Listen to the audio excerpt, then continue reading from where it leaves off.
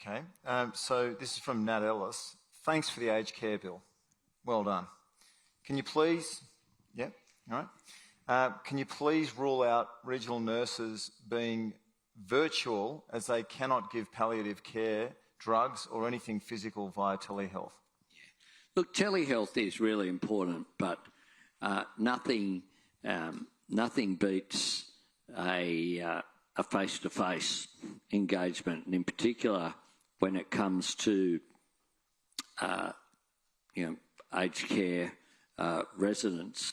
One of the things that a nurse will do often is that, and there are real-world examples of this, of where people, because there hasn't been a nurse on site, they've ended up that the aged care residents have got something that was a little bit of a problem, has become an acute problem, and they end up at hospital, and the cost ends up being more.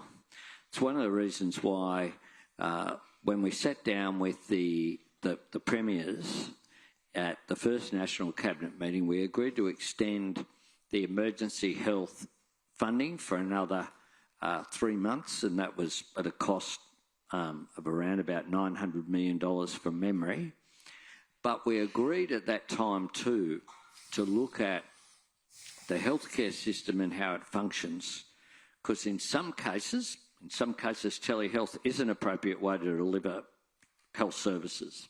Efficient, quick, less overhead. In other cases, it's not. Part of the problem with the healthcare system is the problem with our federation, is different levels of government, often some cost shifting goes on as well because of the funding models which are there.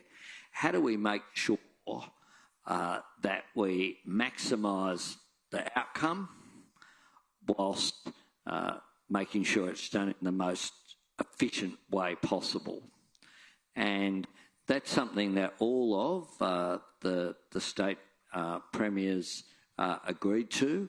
So when we said, it's not just about dollars and the amount. I mean, we've got $1 trillion of debt we inherited. There's limited amount of funding that we're going to be able to make. We can't do everything we would like to do. That's the truth, and we've been honest with people about that.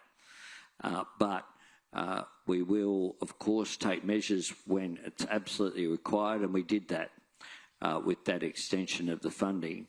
But that's providing us with time for the health departments and the chief health officers, as well as the health ministers and the premiers, together with myself, to try and work through those issues between now and the end of the year as well.